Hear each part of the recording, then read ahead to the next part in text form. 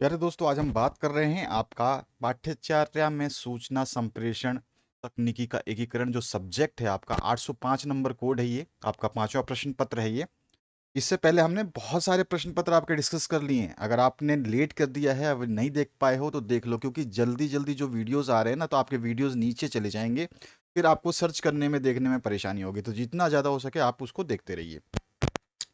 पहले प्रश्न की बात करेंगे और यहाँ पर मैंने निर्देश दे दिए हैं। अब सभी विषय के नोट्स प्राप्त करने के लिए व्हाट्सएप पे संपर्क कर सकते हैं। WhatsApp number 8469022568। चलिए यहाँ पर देखते हैं किस तरह के प्रश्न हैं जिनको हमें देखना चाहिए, और ये बहुत ही महत्वपूर्ण प्रश्न रहते हैं। इस तरह के प्रश्न आपसे पूछे जाते हैं एग्जाम में। एप्लीकेशन सॉफ्टवेयर है, तो आपको बताना है एप्लीकेशन सॉफ्टवेयर कौन सा है। ठीक है, एक आपका एप्लीकेशन सॉफ्टवेयर होता है और दूसरा सिस्टम सॉफ्टवेयर होता है। ठीक है, तो सिस्टम सॉफ्टवेयर में विंडोज़ आते हैं, लाइनेक्स आता है, एंड्रॉयड आता है, ये सिस्टम के सॉफ्टवेयर है। एप्लीकेशन जो सॉफ्टवेयर है वो ऐप हम कोई डाउनलोड करके फिर चलाते हैं, जैसे पावर पॉइंट, माइक्रोसॉफ्ट एक्सेल का एक छोटा सा सदस्य है पावर पॉइंट। तो ये जो है ये एप्लीकेशन सॉफ्टवेयर है। ठीक है, तो यहाँ पर जो है आपका द ऑप्शन करेक्ट हो जाता है इसमें। अगला जो प्रश्न है उसकी बात करते हैं। यहाँ पूछा गया आपसे M S M S Excel है। अब एम एक्स एक्सेल क्या है? एम एक्स एक्सेल, आपने अगर कंप्यूटर पे एक्सेल पे कभी काम किया होगा तो एक्सेल तो वर्ड प्रोसेसर नहीं है, एनिमेशन प्रोग्राम भी नहीं करता है। ठीक है, ये स्प्रेडशीट प्रोग्राम है। ठीक है, इसमें जो है वर्टिकल और हॉरिजॉन्टल कॉलम्स बने होते हैं जिसमें फॉर्मूला डालते हैं और डाटा का एंट्री करते हैं। ब ऑप्शन जो है करेक्ट हो जाएगा। ठीक है, इसके बाद जो नेक्स्ट क्वेश्चन है उसकी बात करते हैं, जहां पूछा गया आपसे सूचना एवं संप्रेषण तकनीकी आधारित अधिगम संसाधन विकसित करने वाली वेबसाइट है। तो सूचना एवं संप्रेषण तकनीकी आधारित अधिगम संसाधन विकसित करने वाली वेबसाइट जो है वो है HBCSE, Homi Bhabha centre for science education. ठीक है, तो यहाँ पर जो है ऑप्शन करेक्ट हो जाता है आपका। अगला जो क्वेश्चन है उसकी बात करते हैं। ई पोर्टफोलियो है एक, तो ई पोर्टफोलियो क्या है ये? तो ई पोर्टफोलियो जो है आपका, जो भी सूचना एवं संप्रेषण तकनीक होता है उस आधार पर जो है आपका परीक्षण देख सकते हैं, प्रिडिक्ट कर सकते हैं कि आप कैसे हैं। तो यहाँ पर सा ऑप्शन करेक्ट हो जाएगा, सूचना एवं संप्रेषण तकनीकी आधारित परीक्षण निर्माण उपकरण। ठीक है, परीक्षण कर सकते हैं, परीक्षण नहीं ले रहे, परीक्षण कर सकते हैं। आपको ई पोर्टफोलियो कोई देखेगा, शिक्षक कंप्यूटर पे देख सकता है, आप कहीं से भी भेज सकते हो। ई का मतलब हो गया इलेक्ट्रॉनिक, पोर्टफोलियो मतलब आप जानते ही हो, जो हमारे डाटा होते हैं, हमारी उपलब्धता होती है वो उसमें रहती है। आगे चलते हैं, नेक्स्ट क्वेश्चन क्या पूछा गया है। भौतिक विज्ञान आधारित सॉफ्टवेयर है, तो भौतिक विज्ञान यानी फिजिक्स बेसिस जो सॉफ्टवेयर है उसका नाम है फिजियोन। ठीक है, तो यहाँ पे बा ऑप्शन आपका करेक्ट हो जाता है, ये भौतिक विज्ञान आधारित सॉफ्टवेयर है। आपसे बहुत सारे सॉफ्टवेयर पूछे जाएंगे कि भौतिक विज्ञान आधारित सॉफ्टवेयर का नाम बताइए। ठीक है, तो आपको बताना होगा, या फिर आप बता सकते हैं आईसीटी आधारित जो है शैक्षिक सॉफ्टवेयर के आधार नाम बताइए, तो उनको भी मैं आगे बता दूंगा आपको। फिर एक छोटा सा क्वेश्चन बनता है, रैम क्या है? सबसे पहले आपको ध्यान रखना है कि रैम जो है ये कहलाती है रैंडम एक्सेस मेमोरी, और कंप्यूटर के सबसे बुनियादी तत्वों में से एक मानी जाती है रैम। रैम जो है ये अस्थाई मेमोरी है। ठीक है, रैम क्या है? अस्थाई मेमोरी है, स्थाई मेमोरी नहीं होती है रैम, जो कंप्यूटर के मदरबोर्ड पर स्थित होती है। रैम को कंप्यूटर की प्राथमिक मेमोरी का जो हिस्सा माना जाता है, या बोल सकते हैं प्राथमिक मेमोरी कौन सी है, तो रैम है। ठीक है, इसमें पूछा गया रूबी स्टार क्या है। तो रूबी स्टार की हम बात करें तो रूबी स्टार एक ऐसा ऑनलाइन उपकरण है जो शिक्षकों को रूबिक्स का उपयोग करने में मदद करता है। यह शिक्षकों को विभिन्न शिक्षण गतिविधियों के लिए गुणवत्तापूर्ण एवं सुंदर रूब्रिक्स बनाने और विकसित करने में सहयोग प्रदान करता है। तो रूबी स्टार क्या है? ये ऑनलाइन उपकरण है। ठीक है, और आपका जो रूब्रिक्स होता है उसके बारे में मैंने नोट्स में दे रखा है, सब कुछ बता रखा है नोट्स में। जिन बच्चों को नोट्स चाहिए वो यहाँ पे इंस्ट्रक्शंस दिए गए हैं, उसको फॉलो कर सकते हैं। माइंड जीनियस के बारे में जानकारी दीजिए। तो माइंड जीनियस माइंड मैपिंग की अवधारणा पर आधारित है, जो उपयोगकर्ता को बड़ी मात्रा में असमान जानकारी प्राप्त करने में मदद करता है और उन्हें विभिन्न दृष्टिकोणों से सामग्री को देखने की क्षमता प्रदान करता है। इसका उपयोग माइंड मैप, योजनाएं और नोट्स बनाने में किया जाता है। ठीक है, अब आइए नेक्स्ट जो क्वेश्चन है वो कैसा बनता है, ये आपसे एक बार दो बार क्वेश्चन पूछा गया है। सॉफ्टवेयर सिस्टम सॉफ्टवेयर और एप्लीकेशन सॉफ्टवेयर में अंतर क्या होता है भाई? सिर्फ आपको बताना पड़ेगा, पूछेगा तो सिर्फ। अगर पूछ दे कि सिस्टम सॉफ्टवेयर क्या होता है तो भी आपको बताना पड़ेगा। सिस्टम सॉफ्टवेयर प्रोग्रामों व निर्देशों का एक समूह होता है जो कंप्यूटर सिस्टम को चलाने के लिए उपयोग किया जाता है। एप्लीकेशन सिस्टम क्या होता है या सॉफ्टवेयर क्या होता है? तो एप्लीकेशन सॉफ्टवेयर सिस्टम सॉफ्टवेयर पर चलने वाला एक प्रोग्राम है। जो सिस्टम सॉफ्टवेयर है उस पे एप्लीकेशन चलेगा। सिस्टम सॉफ्टवेयर को सिस्टम रिसोर्स जैसे मेमोरी प्रबंधन, सुरक्षा प्रबंधन आदि के लिए डिजाइन किया जाता है। जो हमारी विंडो है वो सुरक्षित हमको करती है, ठीक है ना? तो ये सारे के सारे सिस्टम सॉफ्टवेयर्स हैं। इसके अलावा जो है एप्लीकेशन सॉफ्टवेयर को किसी विशिष्ट कार्य को करने के लिए डिजाइन किया जाता है, जैसे M X Excel, M S Word, ठीक है ना, पावर पॉइंट, ये सारे के सारे application software. System software application software और कंप्यूटर के बीच इंटरफेस का कार्य करता है। सिस्टम सॉफ्टवेयर क्या होता है? एप्लीकेशन सॉफ्टवेयर और कंप्यूटर दोनों को जो है आपस में एक दूसरे के ऊपर जो है क्या करता है? चलाने का निर्देश देता है। ये सिस्टम सॉफ्टवेयर जो है इनका माँ बाप है। एप्लीकेशन सॉफ्टवेयर यूजर और सिस्टम सॉफ्टवेयर के बीच का इंटरफेस का काम करता है। यानी एप्लीकेशन सिस्टम सॉफ्टवेयर पे एक यूजर यानी कि मैं या आप क्या निर्देश दे रहे हैं उसके बीच में इंटरफेस का कार्य करता है एप्लीकेशन सॉफ्टवेयर। ठीक है, इसी तरह से आपको बहुत सारे यहाँ पर मैंने दिए हुए हैं एप्लीकेशन सिस्टम और सॉफ्टवेयर, सिस्टम सॉफ्टवेयर में क्या क्या डिफरेंसेस हो सकते हैं। ये सारे डिफरेंसेस आप जो है इनको याद कर लीजिएगा। वही बहुत बार पूछा जाता है और बड़ा क्वेश्चन भी बनता है इसमें, ठीक है। तो ये सारे आपको याद होने चाहिए अच्छी तरीके से। तो ये तो मैंने बता दिया, साफ साफ लिखा है इसमें, तो मेरे को आपको बताने की जरूरत नहीं है कि सिस्टम सॉफ्टवेयर कंप्यूटर के ऑन होने से लेकर के बंद होने तक चालू रहता है। ठीक है, एप्लीकेशन सॉफ्टवेयर यूजर की आवश्यकता के अनुसार चालू और बंद किए जाते हैं। यानी कि मैं चाहूंगा कि एम एस एक्सेल खोलूँ, कंप्यूटर खुला हुआ है लेकिन एम एस एक्सेल जब तक मैं खोलूंगा नहीं तब तक वो चलेगा नहीं। तो वही चीज़ें लिखी गई हैं जो जनरल सी बातें होती हैं। आगे बढ़ते हैं, नेक्स्ट क्वेश्चन देखते हैं किस तरह का क्वेश्चन पूछा जाता है आपसे।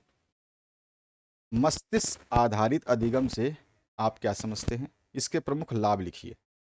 तो मस्तिष्क आधारित अधिगम ठोस वैज्ञानिक अनुसंधान से प्राप्त रणनीतियों आधारित सिद्धांतों का उद्देश्यपूर्ण जुड़ाव है। यह मस्तिष्क के सीखने के तरीके के बारे में नवीनतम वैज्ञानिक तरीकों पर आधारित शिक्षण है। इसमें छात्र जो है वो शीघ्र एवं कुशल शिक्षण, दिमाग को आराम देने और अपनी शिक्षा में अधिक वैधता लाना जो है इससे सीखते हैं। मस्तिष्क आधारित अधिगम, इसके प्रमुख लाभ क्या हैं? तो बहुत सारे लाभ हैं। ये क्या करता है? प्रेरणा और जुड़ाव में वृद्धि करता है, बेहतर स्मृति और स्मरण का विकास करता है, समस्या समाधान कौशल का विकास करता है, रचनात्मकता और नवाचार में वृद्धि करता है और समग्र शैक्षिक प्रदर्शन में सुधार करता है। ओवरऑल परफॉर्मेंस आपका सुधार देता है। तो ये सब आप इसमें बता सकते हैं। आगे जो क्वेश्चन इसमें पूछा गया, स्मार्ट क्लासरूम की अवधारणा को स्पष्ट कीजिए या समझाइए। तो स्मार्ट क्लासरूम शिक्षकों और छात्रों दोनों के लिए स्कूल में सीखने और पढ़ाने के अनुभव को बढ़ाने के लिए कक्षाओं को तकनीकी उपकरणों से सुसज्जित करने की अवधारणा है। ठीक है, ये कैसी है? एक अवधारणा है जिस क्लास में ऐसे डिजिटल उपकरण रखे गए हों जो आपको उसको उस क्लास को स्मार्ट बनाए। जैसे कि आपका क्या इसमें हो सकता है? कंप्यूटर हो सकता है, प्रोजेक्टर हो सकता है, डिजिटल बोर्ड्स हो सकते हैं, ठीक है, एलसीडी हो सकता है, ओवरहेड प्रोजेक्टर होता है। ये सारी चीज़ें इसमें आती है स्मार्ट क्लासरूम में। उसमें ब्लैक बोर्ड नहीं होता है। स्मार्ट क्लासरूम में उपकरणों के माध्यम से प्रदर्शित ऑडियो वीडियो छात्रों के लिए दिलचस्प होते हैं और उसमें रुचि पैदा करने में मदद करते हैं। एक स्मार्ट क्लासरूम में गुणवत्तापूर्ण शिक्षा प्रदान के लिए digital board, projector, computer, LED आदि का उपयोग किया जाता है। स्मार्ट क्लास रूम के कुछ लाभ अगर आपसे पूछेगा तो क्या क्या लाभ हो सकते हैं? यह सीखने और सिखाने की प्रक्रिया में गुणात्मक सुधार करता है। स्मार्ट क्लासरूम के द्वारा कठिन से कठिन विषय को बड़े ही रोचक तरीके से समझाने में मदद मिलती है। इसमें किसी भी विषय वस्तु को बार बार देखा और देख करके समझा जा सकता है। किसी भी विषय वस्तु को चित्र, ऑडियो और वीडियो के माध्यम से समझने और समझाने में आसानी मिलती है। चित्र, ऑडियो और वीडियो के माध्यम से समझा या समझाया गया विषय वस्तु ज़्यादा वक्त तक जो है ये याद रहता है। इसके अलावा और बताएं तो इसमें हम बता सकते हैं स्मार्ट क्लासरूम के द्वारा बहुत ही कम समय में अधिक से अधिक छात्रों को ज्ञान प्रदान किया जा सकता है। ये सारे के सारे लाभ हैं, विशेषताएं भी आप बोल सकते हैं इनको। और इसके बाद जो है हम बता सकते हैं इन कक्षाओं में प्रतिदिन किए गए कार्य को लंबे समय तक सेव करके रखना और जरूरत पड़ने पर दोबारा उसे देखना आसान रहता है। और बता सकते हैं शिक्षक इंटरनेट पर प्रसारित होने वाले लेखों से प्राप्त होने वाली जानकारी का उपयोग कर बहुत रोचक तरीके से छात्रों के सामने जो है प्रस्तुति दे सकते हैं। ये सारे के सारे स्मार्ट क्लासरूम के लाभ है, विशेषताएं हैं। इसके बाद आता है आपका क्वेश्चन एक, कंप्यूटर आधारित प्रश्न बैंक से आप क्या समझते हैं, इसके प्रमुख उपयोग लिखिए। तो हम बता सकते हैं कंप्यूटर आधारित प्रश्न बैंक, जिसको कंप्यूटर बेस्ड क्वेश्चन बैंक का अर्थ होता है एक ऐसा डिजिटल प्लेटफॉर्म या प्रणाली जो विभिन्न प्रकार के प्रश्नों को संग्रहित, वर्गीकृत और प्रतिबंधित करता है। कंप्यूटर आधारित प्रश्न बैंक शिक्षण, प्रशिक्षण और परीक्षा प्रणाली को अधिक संगठित, प्रभावी और कुशल बनाने में महत्वपूर्ण भूमिका निभाता है। इसके प्रमुख फायदे इस तरह से हम बता सकते हैं, इसमें क्या क्या हो सकते हैं। इसके लाभ भी अगर हमसे पूछता है तो हम बता सकते हैं कि भाई इसके लाभ क्या है। तो समय की बचत करता है एक, तो ये चीज़ हम बता सकते हैं इसमें, ठीक है, कि भैया ये समय की बचत करता है। उसके अलावा क्या करता है भैया, ये सटीकता और विश्वसनीयता प्रदान करता है। ठीक है, मेन मेन हेडलाइन आपको पता होना चाहिए, बाकी आपको जो है यहाँ पे एक एक दो दो लाइनों में मैंने कर रखा है। प्रश्नों की विविधता इसमें दिखाई देती है। ठीक है, साथ ही साथ जो है आधान आसान जो है इसमें अद्यतन होता है। ठीक है, और उसके अलावा क्या कह सकते हैं इसमें, क्योंकि नए प्रश्न जोड़ सकते हैं, कोई भी प्रश्न हटा सकते हैं, उपलब्धता जो है इसकी आसानी से हो जाती है। ठीक है, डिजिटल प्लेटफॉर्म पे। उसके अलावा जो है विश्लेषण और रिपोर्टिंग जो है ये आसानी से कर सकते हैं, कठिनाई स्तर को चेंजेस कर सकते हैं, पुनः उपयोग का स्थायित्व रहता है इसमें, मतलब हमारा ख़त्म नहीं होता ये, और सुरक्षा और गोपनीयता इसमें बनी रहती है। ठीक है, तो इस तरह से ये सारे के सारे इसमें मेन यूजेस हैं, लाभ हैं इसके। इस तरह से ये हमने देख ही लिया, और कहीं हाईलाइट तो नहीं करना था, वो हाईलाइट कर देता हूँ, क्योंकि आपको नोट्स जब मिलेगा तो ये हाईलाइटेड भी तो इसी तरह से मिल जाए। चलिए आगे आप देखते हैं आगे के प्रश्नों को।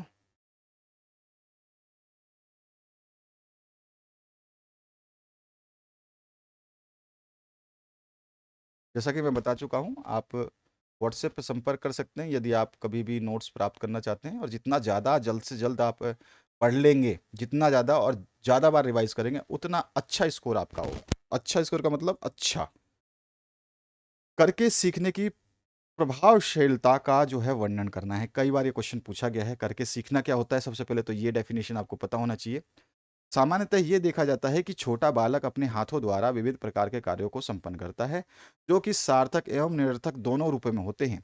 मनोवैज्ञानिकों का मानना है कि जो कार्य करके सीखा जाता है, ठीक है, जो कार्य करके सीखा जाता है उसका अधिगम स्थायी रूप से बना रहता है। यह विधि अधिगम की प्रभावशाली विधियों में से एक मानी। ठीक है, तो करके सीखना तो ये आपको समझ में आ गया कि क्या होता है, ये तो है इसकी डेफिनेशन। अब इसके बाद जो है यहाँ पर करके सीखने की प्रभावशीलता क्या होती, इफेक्टिवनेस क्या पूछा गया है लर्निंग बाय डूइंग से। तो इसमें देखिए, पहला जो है इसका फ़ायदा क्या होता है, ये स्टेबल लर्निंग होती है, यानी कि स्थायी अधिगम होता है ये। ठीक है, तो ये पहली चीज़ तो आप इसमें बता सकते हैं, स्थायी लर्निंग होती है। इसमें छात्र द्वारा जो भी संपन्न कार्य किए जाते हैं वो करके सीखे जाते हैं, और प्रत्येक समस्या और प्रत्येक पद का जो है उसको ज्ञान हो जाता है कि कैसे वो कर रहा है। तो प्रत्येक सोपान को वो समझ जाता है। जैसे कि छात्र जो है अगर खुद गुणा करता है, तो गुणा में आप जानते हो जोड़ना भी पड़ता है। ठीक है, तो उससे संबंधित जो भी प्रक्रियाएं हैं उसका ज्ञान जो है वो सरलता से हासिल कर लेता है। इसलिए करके सीखना जो है अंतर्गत जो है, करके सीखने के अंतर्गत जो है अधिगम का जो है अधिक लाभ प्राप्त होता है, स्थायी लाभ प्राप्त होता है। स्थायी जो है ये स्टेबल लर्निंग होती है। पहला इसकी इफेक्टिवनेस ये हो गई। दूसरी इफेक्टिवनेस की बात करूं तो ये बाल केंद्रित यानी कि चाइल्ड सेंटर्ड जो है ये अधिगम है। इसमें क्या होता है कि बाल केंद्रित अधिगम के रूप में जो है करके सीखने की प्रक्रिया को अपनाया जाता है, क्योंकि प्रत्येक बालक में ये स्वभावगत देखा जाता है कि वह प्रत्येक कार्य को स्वयं करने की इच्छा करता है। इस प्रक्रिया में एक और बालक के कार्य करने पर उसकी इच्छा की पूर्ति की संभावना जो संभव हो जाती है, जो भी उसकी इच्छा की भाई करना है मुझे। वहीं दूसरी ओर उस कार्य के प्रत्येक प्रक्रिया के बारे में, प्रत्येक पक्ष के बारे में वो समझ जाता है जब वो खुद करता है। तो इसीलिए जो है इसको बाल स्वभाव के अनुकूल माना जाता है, चाइल्ड सेंटर्ड या बाल केंद्रित माना जाता है। तीसरा जो है इसमें आ जाएगा आपका शारीरिक एवं मानसिक क्रियाशीलता अधिगम है ये। ठीक है, शारीरिक एवं मानसिक क्रियाशीलता प्रभावी अधिगम के लिए आवश्यक होता है। जब छात्र द्वारा किसी कार्य को करके सीखा जाता है तो वो मानसिक एवं शारीरिक रूप से क्रियाशील हो जाता है, और उसके द्वारा सीखी गई क्रिया अधिक समय तक उसको याद रहती है। अतः करके सीखने में अधिगम की गति भी तीव्र होती है तथा बालक उसमें पूर्ण मनोयोग का प्रदर्शन करता है, यानी कि अपना माइंड पूरा लगाता है। फिर क्रिया केंद्रित अधिगम भी इसकी जो है क्या है, इसकी सबसे बड़ी प्रभावशीलता है। क्या है इसमें? करके सीखने के अंतर्गत प्रत्येक कार्य को छात्र द्वारा ही संपन्न किया जाता है। क्रिया के अभाव में यह अधिगम संभव नहीं होता अगर कार्य नहीं करोगे तो। इसलिए इसको क्रिया केंद्रित अधिगम कहते हैं। जैसे कि एग्जाम्पल है, बालक प्रयोगशाला में ऑक्सीजन गैस का निर्माण करता है तो उसके प्रत्येक पदार्थ और उपकरण के साथ एक निश्चित क्रिया को संपन्न करता है। उसको उठाना, बर्नर पर रखना, बर्नर जलाना, जो भी उसको प्रोडक्ट वहाँ पे यूज़ करना, वो सब उस अपने हाथों से करता है। तो इस प्रकार इस अधिगम में क्रिया और प्रयोग दोनों की आवश्यकता के अनुसार जो है ये संपन्न किया जाता है। तो इसीलिए इसको क्रिया केंद्रित अधिगम कहते हैं। अगला है रुचिपूर्ण अधिगम। तो इसकी एक और प्रभावशीलता क्या है कि ये रुचिपूर्ण अधिगम है। इसमें बालक की रुचि के अनुसार उसको क्रिया करने के लिए प्रदान की जाती है कि भाई ये काम करो। जैसे कि एक विज्ञान में रुचि रखता है कोई छात्र, तो उसको विज्ञान संबंधी क्रियाएं संपन्न करने के लिए कही जाती हैं। वहीं अगर कोई दूसरा छात्र जो है वो गणित में रुचि रखता है तो उसको गणित संबंधी समस्याएं संपन्न करने के लिए दी जाती हैं। इसलिए इसे रुचिपूर्ण अधिगम भी कहते हैं कि भाई ये रुचिपूर्ण अधिगम भी है। विविध कौशलों का विकास करता है, ये आपके बहुत सारे जो आपकी स्किल्स हैं उनको डेवलप करता है। तो करके सीखने की विधि विधि जो है से विविध प्रकार के कौशलों को सरलता से सीखा जा सकता है। जैसे एक छात्र भौतिक तुला यानी कि जो तराजू होता है से पदार्थों का भार ज्ञात करने में वर्नियर कैलिपर्स या फिर पेच मापी जिसको स्क्रू गेज कहते हैं से मापन करता है। जो भी वो इक्विपमेंट यूज़ कर रहा है, चाहे वो तराजू यूज़ कर रहा हो, चाहे वर्नियर कैलिपर यूज़ कर रहा हो, या पेच मापी जिसको स्क्रू गेज कहा जाता है, या फिर आपका डायल गेज हो, ठीक है, और आपके सीट गेज होते हैं, बहुत सारे जो है आपके गेजेस आते हैं। अगर उनका प्रयोग करता है कोई भी चीज़, मतलब वो प्रयोग करता है तो उसकी जो है उसको कुशलता को प्राप्त कर लेता है। वह विज्ञान संबंधी कार्यों में इन सभी का बार बार प्रयोग कर सकता है, ठीक है ना। इस प्रकार प्रत्येक क्षेत्र में विविध कौशलों का प्रयोग करके वो इसको सरलता से सीख जाता है। और वैज्ञानिक दृष्टिकोण का विकास भी होता है इसमें, ठीक है, ये इसकी प्रभावशीलता है कि वैज्ञानिक दृष्टिकोण का विकास होता है। वैज्ञानिक दृष्टिकोण का विकास भी करके सीखने की विधि से होता है, क्योंकि इसमें प्रत्येक नियम और सिद्धांत का सत्यापन छात्र करके देख सकता है, ठीक है, या देख लेता है। जैसे कि प्रयोगशाला में क्लोरीन गैस बनाने की प्रक्रिया जब छात्र प्रयोग द्वारा सिद्ध कर लेता है कि वो मान जाता है कि क्लोरीन गैस बनाने का कोई सिद्धांत जो है वो सही है, ठीक है। तो इस प्रकार जो है ये वैज्ञानिक दृष्टिकोण को जो है विकास विकसित करता है। इसके अलावा मनोवैज्ञानिक दृष्टिकोण मनोवैज्ञानिक सिद्धांत के अनुरूप भी जो है ये एक प्रभावशीलता है। इसमें से आप कोई भी 4 से 5 पॉइंट लिखोगे, ठीक है। 5 नंबर का क्वेश्चन है तो 5 पॉइंट लिखिएगा, और आपका 4 नंबर का अगर क्वेश्चन है तो 4 नंबर लिखिएगा। इससे बड़ा क्वेश्चन तो आता नहीं है, छोटे ही क्वेश्चन आते हैं। करके सीखने की विधि मनोवैज्ञानिक सिद्धांतों के अनुरूप है, क्योंकि इसमें छात्र को मानसिक एवं शारीरिक रूप से व्यस्त रखा जाता है तथा सिद्धांत एवं व्यवहार में समन्वय स्थापित किया जाता है। इस प्रकार यह मनोवैज्ञानिक सिद्धांतों के अनुरूप माना जाता है। इसमें छात्र के स्तर एवं रुचि के अनुरूप क्रियाएं प्रदान की जाती हैं, जिसको छात्र जो है सरलता से संपन्न कर लेता है। आइए अब थोड़ा सा और देखते हैं किस तरह के क्वेश्चंस पूछे जाते हैं। शिक्षा में सूचना एवं संप्रेषण तकनीकी की भूमिका पर प्रकाश डालिए। शिक्षा में सूचना एवं संप्रेषण तकनीकी की भूमिका क्या हो सकती है, उद्देश्य क्या हो सकते हैं, ठीक है, विशेषताएं क्या हैं। तो यहाँ पे आप आसानी से सारे के सारे आंसर्स में यही लिख सकते हैं। इसके द्वारा तथ्यों को एक स्थान से दूसरे स्थान तक पहुँचाया जा सकता है आसानी से, है ना। प्राप्त आंकड़ों का विश्लेषण करने में उपयोगी होता है। प्राप्त आंकड़ों का उपयोगी विश्लेषण करने में उपयोगी होता है, जहां उन आंकड़ों, तथ्यों एवं सूचनाओं की आवश्यकता होती है, और जहां पर भी किसी आंकड़ों की, तथ्यों की या सूचनाओं की आवश्यकता होती है वहां उनका प्रयोग किया जाता है। विद्यालयों एवं कॉलेजों में बच्चों को अध्यापन में सहायता प्रदान करता है, ठीक है। उसके अलावा नवीन जानकारियों को जस की तस विद्यार्थियों तक पहुंचाता है, उसमें छेड़खानी नहीं करता है, और विद्यार्थियों को शिक्षा जगत में हो रहे परिवर्तन से अवगत कराता है। उसके अलावा क्या बता सकते हैं, इसमें बता सकते हैं किसी भी विषय की प्रमुख एवं नवीन जानकारी उपलब्ध कराना, ये भी इसकी एक खासियत है।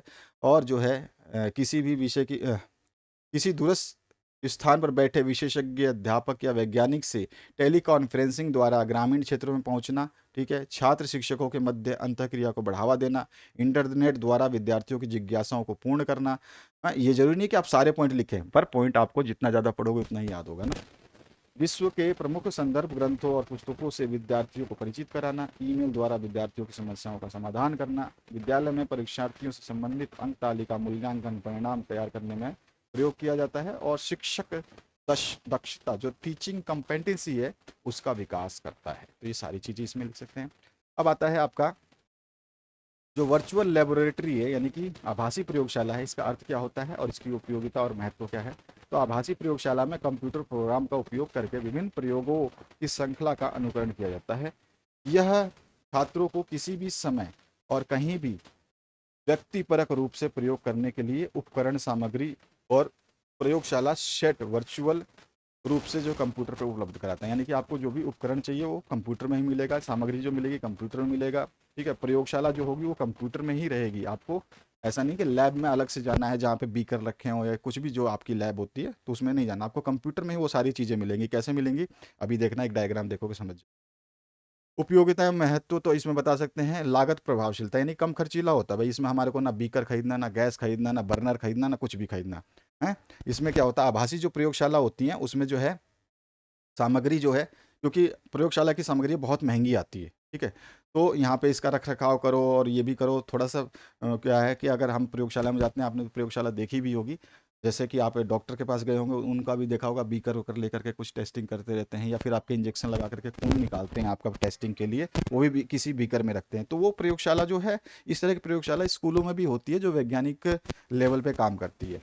तो वो जो प्रयोगशाला होती है उसमें काफ़ी जो है महंगे औजार होते हैं, सामग्री होती है, उसकी रख रखाव की आवश्यकता होती है। तो ये जो है लागत प्रभावशीलता का मतलब हो गया कि आपको जो है इस प्रयोगशाला से क्या होगा कि आपको लागत नहीं लगानी पड़ेगी, आपको ज़्यादा मेहनत नहीं करनी पड़ेगी। केवल आपको जो है कंप्यूटर पे बैठना है, यहीं पर कंप्यूटर स्क्रीन पे ही आपको दिखाई देगा बीकर। आपने बीकर पे टच किया माउस से तो बीकर आ जाएगा आपके सामने। फिर आप कौन सा केमिकल लेना चाहते हैं, कौन सा परीक्षण करना चाहते हैं, उसके लिए स्टोव जलाना है, कितनी हीट रखनी है, कितना टेम्परेचर देना है, कितनी देर तक बॉइलिंग करनी है, वो सारा चीज़ वहाँ पर सेटअप दिया जाता है। आप उसको सेलेक्ट करेंगे, ऑटोमेटिकली जो है वहाँ पर सारा आपके सामने क्या होगा, एक्सपेरिमेंट कंप्लीट होगा और आप उसको समझ जाओगे। तो आपने कुछ भी नहीं किया, केवल आपने माउस से अपने दिमाग का यूज़ किया कि मुझे अगर ये एक्सपेरिमेंट करना है तो मुझे क्या क्या चीज़ करना है।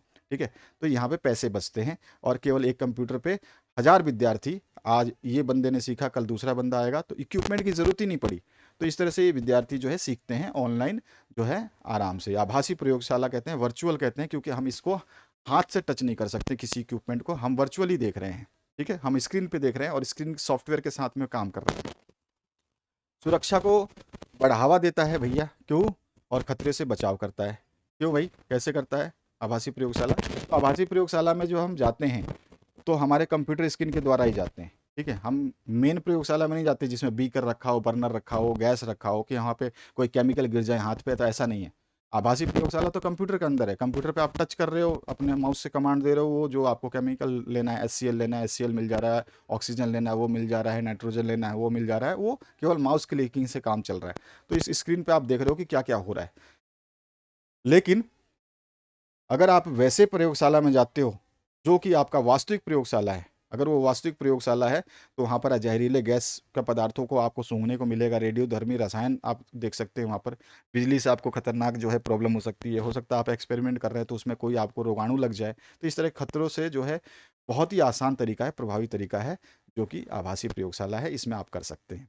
समय की दक्षता यानी कि इसमें जो है सबसे अच्छी बात क्या है कि अधिक से अधिक छात्र जो है कम समय में प्रयास कर सकते हैं। ठीक है, तो ये चीज़ हो गई। इसकी एक और खासियत है, किसी भी समय कहीं भी कोई भी कई बार उपलब्ध हो सकता है। यानी कि किसी भी समय आप कहीं भी कई बार उपलब्ध कर सकते हैं इस प्रयोगशाला को। ये नहीं कि आपको जाना पड़े, आप घर में बैठे हो, कंप्यूटर खोला, उसी में प्रयोगशाला में आपने जो है प्रयोगशाला में अपना एक्सपेरिमेंट कर लिया। आप ऑफिस में बैठे हो, ठीक है, फ्री हो, लंच में हो, तो वहाँ बैठे हुए लैपटॉप खोला आपने, वहाँ से प्रयोगशाला में जो है एंटर किया और सीधे सीधे अपने एक्सपेरिमेंट को कर लिया। सारा इंटरनेट के माध्यम से चलता है इसमें, बस आपको केवल करने का मेथड पता हो। एक बार कोई बता देगा ना आपको कि ये ऐसे एक्सपेरिमेंट करते हैं, यहाँ से सामान चूज करना है, यहाँ पे ये करना है, यहाँ पे ये करना है, बस आपको समझ में आ जाए। अब इसके बाद आता है नेक्स्ट क्वेश्चन आपका, कॉपी करने की सामान्य शॉर्टकट होती है। तो कॉपी करने के लिए जो हम करते हैं कंट्रोल+C। ठीक है, कॉपी करने के लिए जो प्रयोग करते हैं शॉर्टकट की वो होता है कंट्रोल+C। तो ये उससे होती है हमारी कॉपी। कंट्रोल V से होता है हमारा पेस्ट। ठीक है, इससे क्या होता है, इससे होता है पेस्ट, मतलब हमने जो कॉपी किया है उसको पेस्ट कर देंगे। तो इससे तो पेस्ट होता है और इससे होती है हमारी कॉपी। ओके, बाकी इसमें अभी कोई और ऑप्शन नहीं है जिससे कि कुछ होता हो, तो ये ऑप्शंस गलत हैं। माइक्रोसॉफ्ट वर्ड का मुख्य कार्य क्या है? तो इसका मुख्य कार्य जो है, माइक्रोसॉफ्ट वर्ड क्या करता है, दस्तावेजों का संचालन करता है, ठीक है ना। तो ये जो है आपका हो जाएगा ब ऑप्शन, दस्तावेजों का संचालन। इसके बाद जो नेक्स्ट क्वेश्चन है आपसे क्या पूछा गया, स्मार्ट क्लास के कारोबार से संबंधित कंपनी जो एडुकॉम भी है, एबरॉन भी है, टाटा इंटरेक्टिव भी है, ये स्मार्ट क्लासेस से संबंधित कारोबार है, ये करते हैं ये कंपनियां। तो ये सभी सही हैं, द ऑप्शन जो बिल्कुल सही हो जाएगा। नेक्स्ट जो क्वेश्चन है उसकी बात करते हैं, हॉट पोटैटो को कब से निःशुल्क कर दिया गया था, तो ये अक्टूबर 2009 से निःशुल्क किया गया था, तो ऑप्शन ही करेक्ट हो जाता है आपका। नेक्स्ट जो क्वेश्चन है उसकी बात करते हैं, सभी विषयों के नोट्स प्राप्ति के लिए व्हाट्सएप नंबर मैंने दे रखा है, आप यहाँ पे संपर्क कर सकते हैं। अब आगे जो प्रश्न है इसे पूछा गया, डिज्नी ऑनलाइन की स्थापना की गई, तो डिज्नी ऑनलाइन की स्थापना जो है अगस्त 1995 में की गई थी, तो यहाँ पे 100 ऑप्शन करेक्ट हो जाता है। ये भी आपका एजुकेशनल प्लेटफॉर्म है। इसके बाद आ जाइए फिलअप्स की बात करते हैं। ई ई पोर्टफोलियो योग्यता एवं खालिस्तान को प्रस्तुत करता है, तो ई पोर्टफोलियो योग्यता योग्यता एवं उपलब्धियों को, कौशलों को करता है, तो उपलब्धि लिख दीजिए, उपलब्धि ज़्यादा बेहतर रहता है।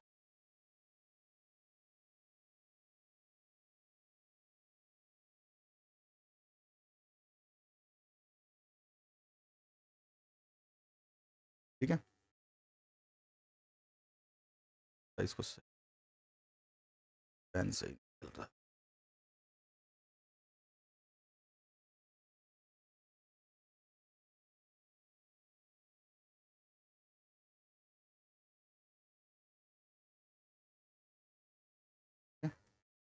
उपलब्धि को प्रस्तुत करता है।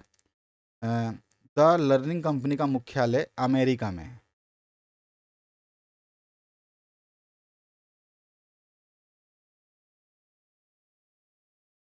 ठीक है, तो अमेरिका में है द लर्निंग कंपनी का मुख्यालय। इसके बाद जो नेक्स्ट क्वेश्चन है उसकी बात करें,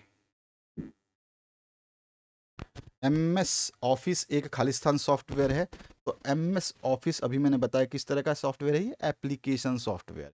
ठीक है, सिस्टम सॉफ्टवेयर नहीं है, हम इसको इंस्टॉल करते हैं। तो एम एस ऑफिस कैसा है, ये सॉफ्टवेयर है कैसा, एप्लीकेशन सॉफ्टवेयर। तो हम लिख देंगे एम एस ऑफिस जो है वो एप्लीकेशन सॉफ्टवेयर है।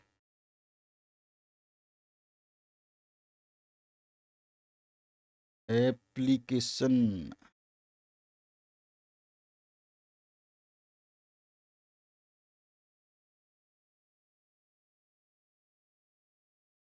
ठीक है, ये आपका एप्लीकेशन सॉफ्टवेयर। इसके बाद जो है वेबिनार्स, वेब कॉन्फ्रेंसिंग खालिस्तान सेवाएं हैं, तो ये जो है ये ऑनलाइन सेवाएं हैं। ठीक है, तो हम कह देंगे ये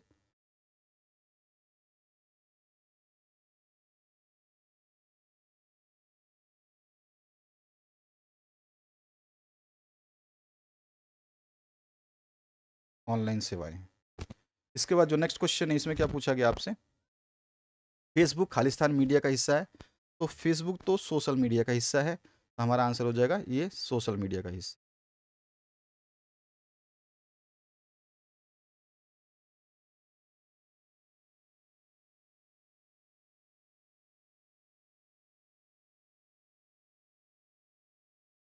ठीक है, सोशल मीडिया का ये हिस्सा है।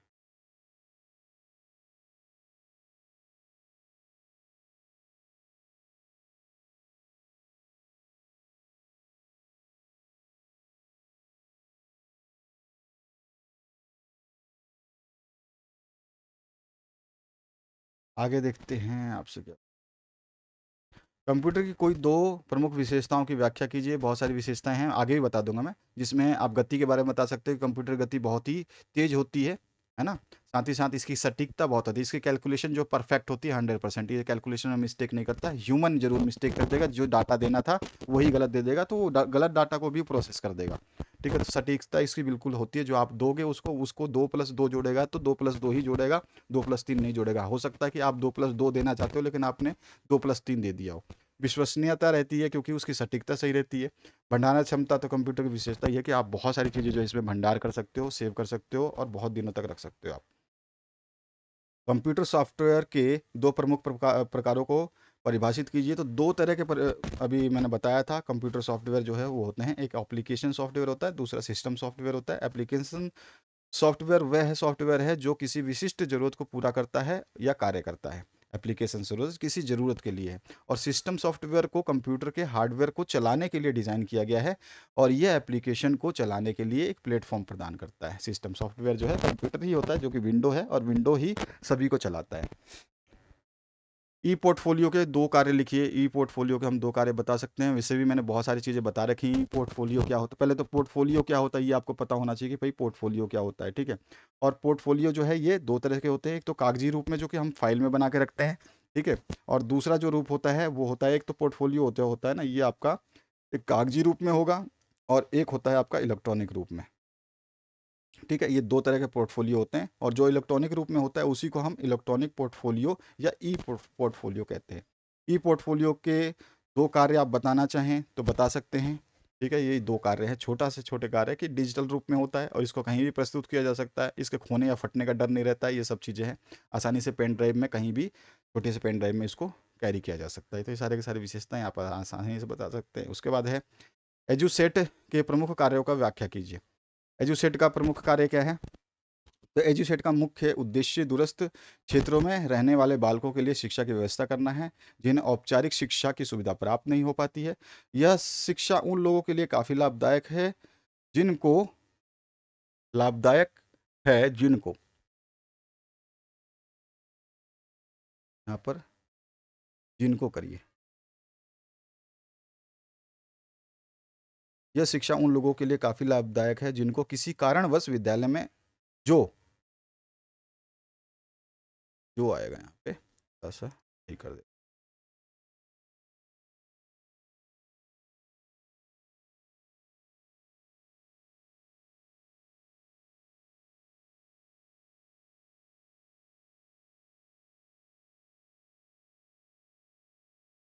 जो किसी कारणवश विद्यालय जाने में असमर्थ है, लोगों तक सरल शिक्षा पहुंचाने में इसका महत्वपूर्ण योगदान है। शिक्षा के क्षेत्र में शैक्षिक उपग्रह जो है एजुसेट भारत का पहला उपग्रह है जो भारत सरकार द्वारा दूर एवं ग्रामीण स्थानों पर रहने वाले जनसंख्या को शिक्षित करने की संकल्पना से लॉन्च किया गया था।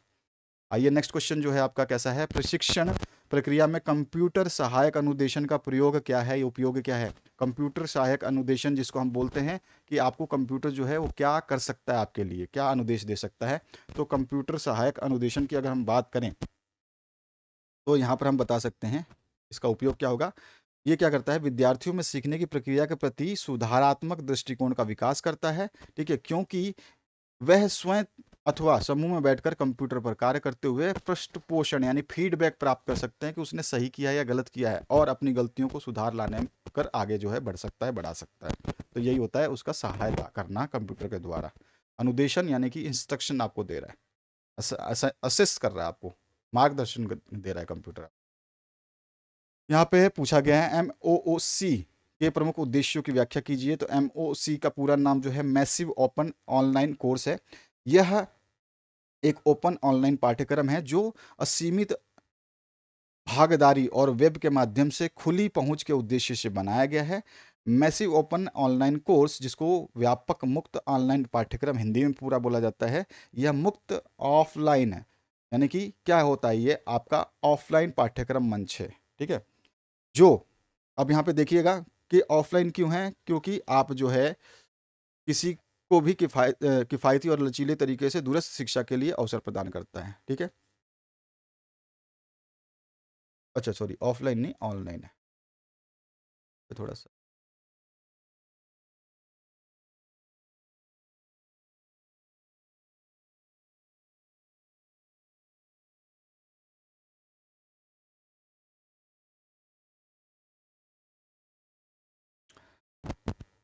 MOC छात्रों, प्रोफेसरों और शिक्षण सहायकों के बीच सामुदायिक बातचीत का समर्थन करने के लिए उपयोगकर्ताओं, मंचों, सोशल मीडियाओं, चर्चाओं के साथ इंटरैक्टिव पाठ्यक्रम प्रदान करते हैं। MOOC द्वारा छात्र दुनिया भर के विश्वविद्यालयों द्वारा पेश किए जाने वाले संपूर्ण पाठ्यक्रमों तक पहुंचने में जो है सक्षम है। ये सारे के सारे जो है MOOC की विशेषताएं हैं। अब आते हैं सूचना एवं संप्रेषण तकनीकी आधारित सहयोगी अधिगम की विशेषताएं बताइए। तो जो सूचना ITC जो संयोग करता है आपका, तो वो किस तरह की संयोग करता है, क्या उसकी विशेषताएं हैं, यहाँ पर ये पूछा जा रहा है कि भैया उसकी विशेषताएं बता दो मुझे कि इसकी विशेषताएं क्या है इस अधिगम की। तो इसकी पहली विशेषता तो सीधी सी है कि हम कह सकते हैं कि ये व्यापक पहुंच प्रदान करता है। ठीक है, इस तकनीक के द्वारा जो है हम क्या करते हैं, व्यापक पहुंच प्रदान कर पाते हैं। इसके अलावा इसमें त्वरिता और अच्छाई होती है, तो ये इसका दूसरी विशेषता हो गई। यहीं आपको क्या पूछा है, विशेषताएं पूछा है। इस अधिगम की विशेषताएं क्या है? भागीदारी और संगठनात्मकता, ये तीसरी विशेषता हो गई। और चौथी विशेषता भी अगर आप चाहें तो लिख दे, बाकी इतनी विशेषताएं लिख दोगे तो ये 3 विशेषता ही मेन है। ठीक है, इसके बाद जो है आपका क्वेश्चन बनता है, Tata institute of fundamental research की स्थापना हुई, तो इसकी स्थापना कब हुई थी? तो ये हुई थी सन 1945 में। तो यहाँ पर ब ऑप्शन जो है करेक्ट हो जाता है। इसके बाद मुक्त शैक्षिक संसाधनों का राष्ट्रीय भंडार किसके द्वारा शुरू किया गया था? तो ये किया गया था एनसीईआरटी के द्वारा। ठीक है, एनसीईआरटी के द्वारा शुरू किया था। तो यहाँ पे जो है ऑप्शन करेक्ट हो जाएगा। अगला जो प्रश्न है उसकी बात करते हैं। नोट्स प्राप्ति के लिए आप व्हाट्सएप पे इस नंबर पर संपर्क कर लीजिएगा। एक स्मार्ट क्लास में यह उपकरण नहीं पाया जाता। स्मार्ट क्लास में कंप्यूटर होता है, आप जानते हो, एक प्रोजेक्टर होता है, ये भी जानते हो। ब्लैक बोर्ड नहीं होता, बस यही आपका सही आंसर है। ब्लैक बोर्ड जो है नहीं होता है। ठीक है, ये आंसर हो जाएगा, ब्लैक बोर्ड नहीं होता है। बाकी सारे होते हैं।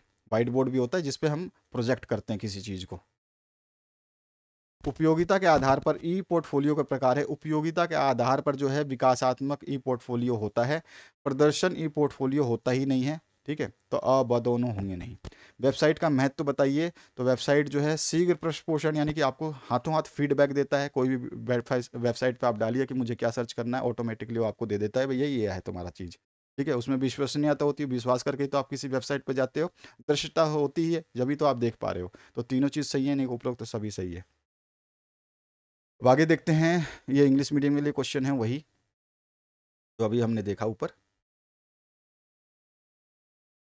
एनसीईआरटी की पाठ्य पुस्तकों और संसाधन पुस्तकों को खालिस्तान रूप दिया गया है, तो ई बुक्स का रूप दिया गया है। ठीक है, आप जो है इंटरनेट से देख सकते हैं, इसको डाउनलोड कर सकते हैं। ब्रेन बेस्ड लर्निंग की रणनीतियों में बच्चों की शारीरिक सक्रियता पर विशेष ध्यान दिया जाता है। ब्रेन बेस्ड लर्निंग की रणनीतियों में इसमें शारीरिक मानसिक होगा। ठीक है, यहाँ पे आप मानसिक करिए।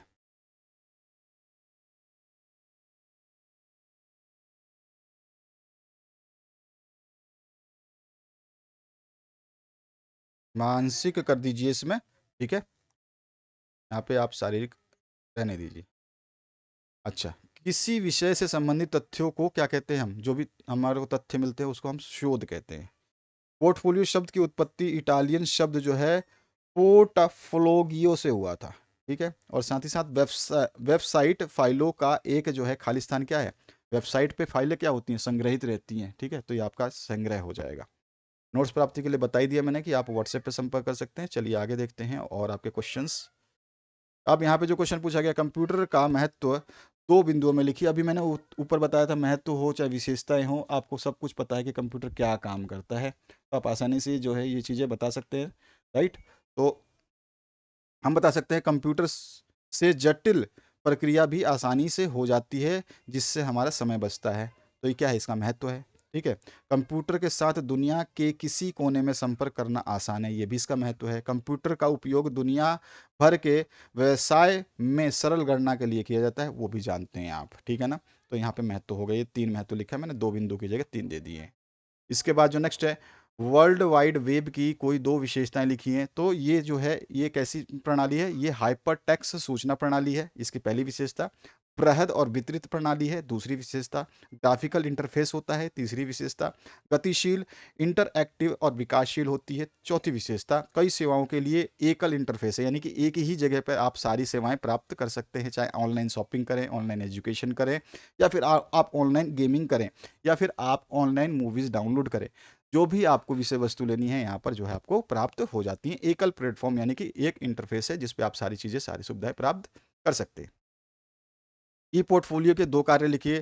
तो भैया ई पोर्टफोलियो क्या है? ये क्या करता है? दस्तावेज में आसानी होता है, मतलब हम जो है यहाँ बैठे बैठे, घर पे बैठे बैठे अपने ई पोर्टफोलियो यानी इंटरनेट के माध्यम से अपने पोर्टफोलियो, यानी कि हमारे जो भी हमने अभी तक अचीवमेंट किए हैं, हमने हमने जो भी कौशल विकसित किए हैं, हमारे पास जो भी हमारे पास उपलब्धियां हुई हैं, उनको हम भेज सकते हैं दस्तावेज के रूप में, वो भी ई कंटेंट के रूप में। फटाफट अभी के अभी पहुंच जाएगी, हमें टाइम नहीं लगेगा। प्रदर्शन का मूल्यांकन और निगरानी करने में सहायक होता है और नौकरी ढूंढने में भी आसानी होती है, क्योंकि किसी भी नौकरी वाले ने मांग लिया कि आपका पोर्टफोलियो भेजिए, तो आप क्या करोगे, सटाक से सर आपकी ईमेल आईडी दीजिए, मैं अभी अभी सेंड करता हूँ, है ना। तो ये आसानी कर देता है। ई परीक्षा की कोई दो विशेषताएं लिखिए।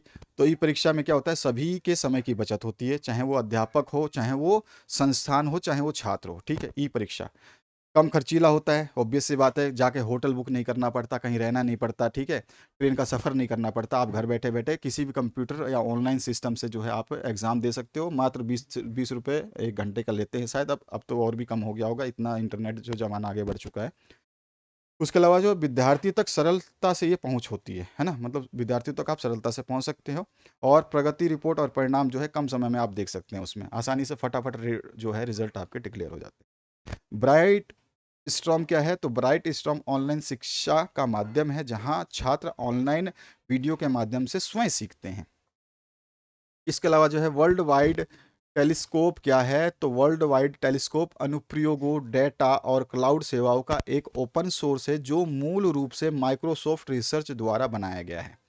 एम एस एक्सेल क्या है, इसके प्रमुख उपयोगों का वर्णन कीजिए। तो यहाँ पे हम बता सकते हैं, एम एस एक्सेल जो है, इसको हम माइक्रोसॉफ्ट एक्सेल बोलते हैं, एक ऐसा लोकप्रिय स्प्रेडशीट सिस्टम है जो कॉलम यानी कि आपकी रो और कॉलम यानी कि हॉरिजॉन्टल लाइन और वर्टिकल लाइन में डब्बों के माध्यम से डिवाइड रहता है, और किसी भी डाटा को जो है ये व्यवस्थित कर सकता है, जिसमें विभिन्न फॉर्मूलों के माध्यम से डाटा डाला जाता है, उसको सेट किया जा सकता है। एम एस एक्सेल डाटा को व्यवस्थित करने के अलावा कैलकुलेशन करने, निर्णय लेने, डाटा का ग्राफ तैयार करने, रिपोर्ट तैयार करने और वेबसाइट पर डाटा के साथ काम करने इत्यादि की सुविधा भी प्रदान करता है।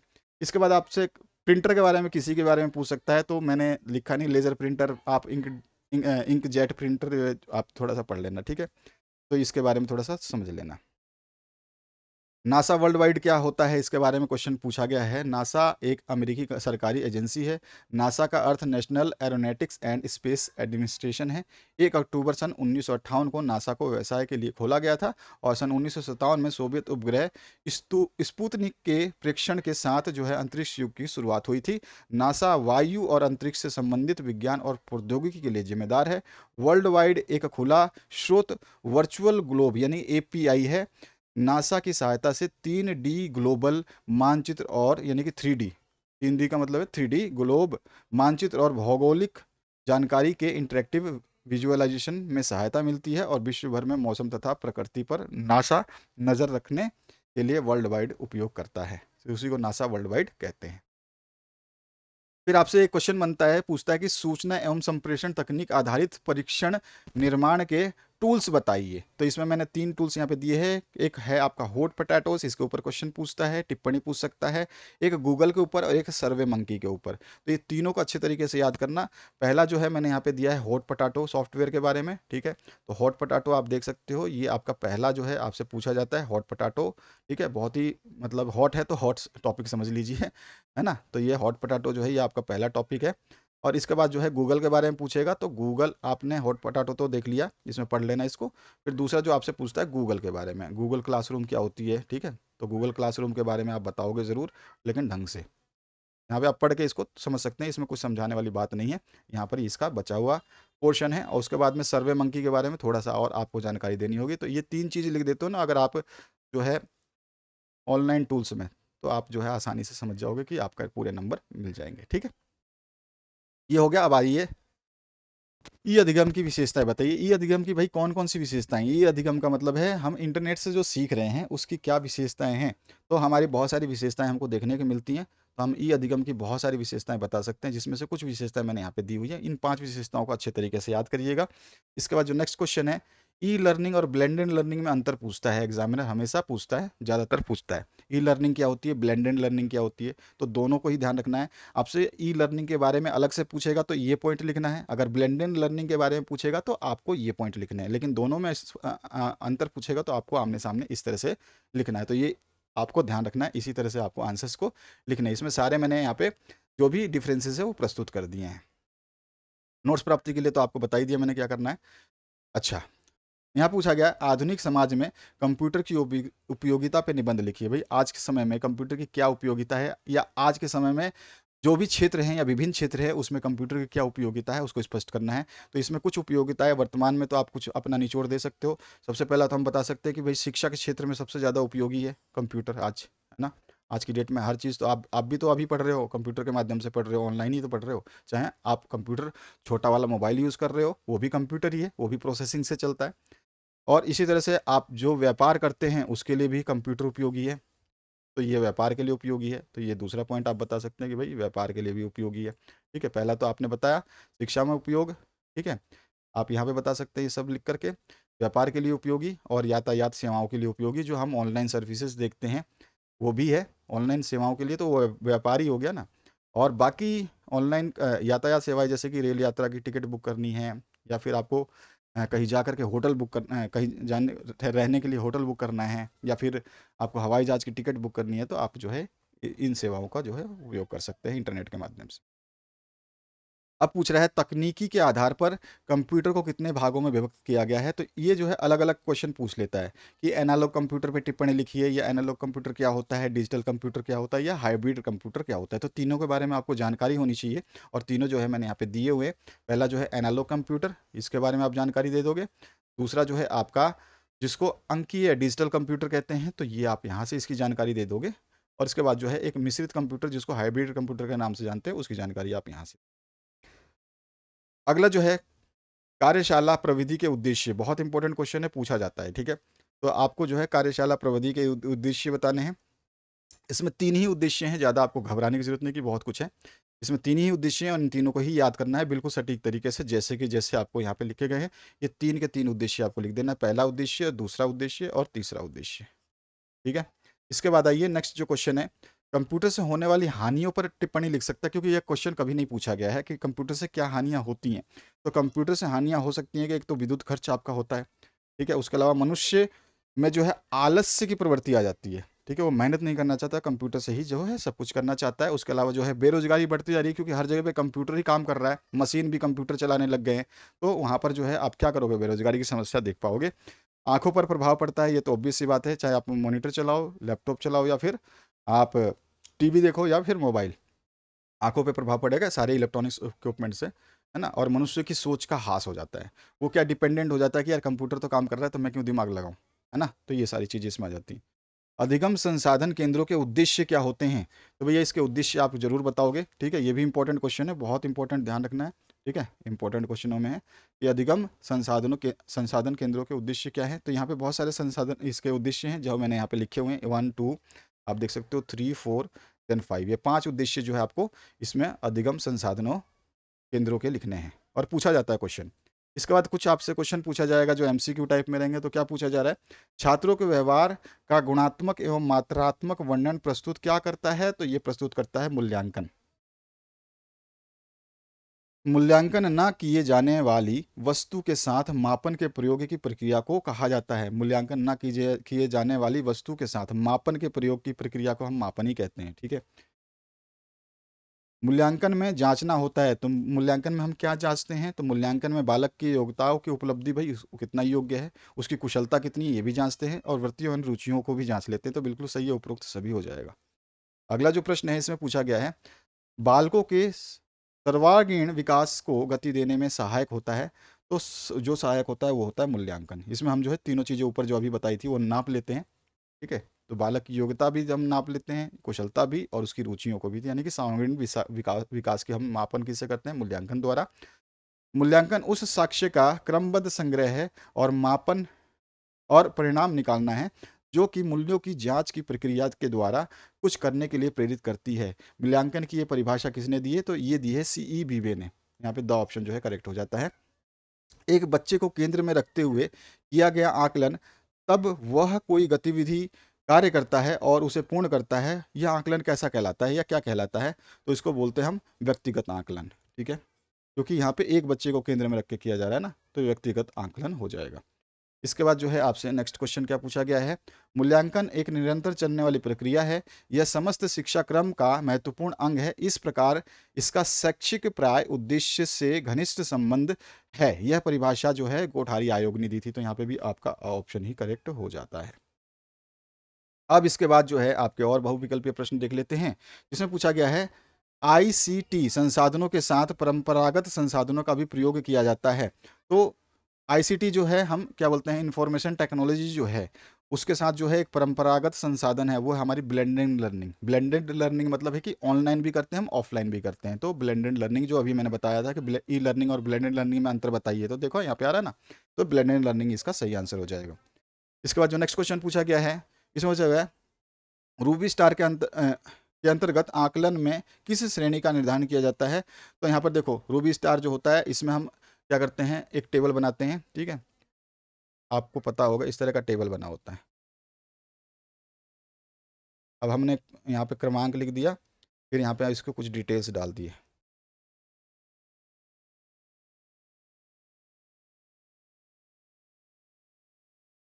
और इसमें क्या है, स्टार दे दिए सपोज करो। यहाँ पे दे दिया मैंने सीरियल नंबर, ठीक है। यहाँ पे मैंने डाल दिया 3 स्टार, ठीक है। यहाँ पे डाल दिया मैंने 2 स्टार इस टेबल में, और इसमें मैं डाल रहा हूँ 1 स्टार। तो आप कौन सा स्टार देना चाहेंगे सीरियल नंबर 1 को, जो विद्यार्थी है, सीरियल नंबर 2 विद्यार्थी, 3 विद्यार्थी, 4 विद्यार्थी। तो इसमें जो है सामने यहाँ पे टिक कर दिया जाएगा कि इसको 3 स्टार देना है, 1 नंबर को, 2 नंबर को 2 स्टार देना है, और 3 नंबर को चलो 3 स्टार देना है, और 4 नंबर को आपको 1 स्टार देना है। इसमें जो हो गया ये 3 स्टार मतलब, ये तो आपका ये तो आपका हो गया पुअर। 1 स्टार मतलब पुअर हो गया, और 2 स्टार हम कह सकते हैं गुड, और 3 स्टार हम कह सकते हैं बेस्ट।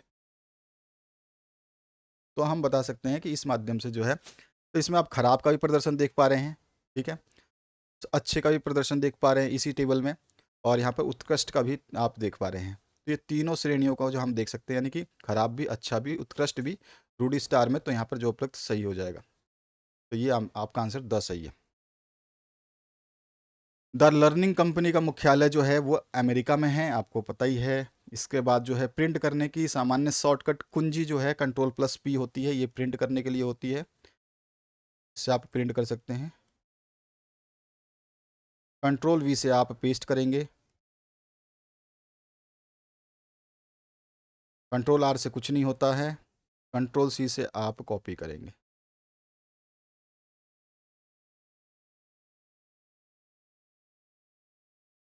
अब इसके बाद जो है नेक्स्ट क्वेश्चन आपका है, MS पावर पॉइंट का मुख्य कार्य अभी मैंने बताया था, प्रेजेंटेशन होता है। MS पावर पॉइंट क्या करता है, स्लाइड का प्रेजेंटेशन करता है। जो आपने वर्कशीट बनाई है तो उसको प्रेजेंट करेगा। तो यहाँ पर जो है प्रस्तुतिकरण इसका सही ऑप्शन। अगला जो है रिक्तान की पूर्ति कर लेते हैं कुछ। यहाँ पूछा गया वेब कॉन्फ्रेंसिंग खालिस्तान सेवाएं हैं। तो वेब कॉन्फ्रेंसिंग, जो हम वेब से दूसरे से बात करते हैं, वो कैसी है, ऑनलाइन सेवाएं हैं। हॉट पोटैटो को सन खालिस्तान में निःशुल्क कर दिया गया था, 2009 में इसको निःशुल्क कर दिया गया था। डिज्नी ऑनलाइन की स्थापना सन 1995 में की गई थी। और विंडोज़ जो है एक खालिस्तान सिस्टम है, तो विंडो जो है ये ऑपरेटिंग सिस्टम है, ना कि आप जो है इसको वो बोल दो सिस्टम, एप्लीकेशन सिस्टम नहीं है ये। विंडोज़ जो है ऑपरेटिंग सिस्टम है, एप्लीकेशन सिस्टम माइक्रोसॉफ्ट वर्ड वगैरह आते हैं। ट्विटर जो है खालिस्तान मीडिया का हिस्सा है, तो ट्विटर जो है ये सोशल मीडिया का हिस्सा है। तो इस तरह से आपने बहुत सारे एमसीक्यू देख लिए, बड़े प्रश्न भी देख लिए इस वीडियो के माध्यम से। तो आशा करता हूँ इस वीडियो को आपने अगर बेहतरीन तरीके से तैयार कर लिया तो ठीक ही है। और बाकी नोट्स के लिए आप जो है यहाँ पर संपर्क कर सकते हैं, जो कि मैंने यहाँ पे इंस्ट्रक्शंस दिए हुए हैं। प्लेलिस्ट आपके सामने आ रही है, अगर आपने कोई भी वीडियो मिस किया है, अभी तक नहीं देखा है, तो आप उसको देख सकते हैं। सारे वीडियोज़ अवेलेबल हैं, पूरे सॉल्यूशन के साथ है। किसी भी प्रश्न को अधूरा नहीं छोड़ा गया है। जो एग्जाम में लिखना होता है वही बताया गया है कि आपको कैसे लिखना है, कितना लिखना है। Thank you very much, have a good day.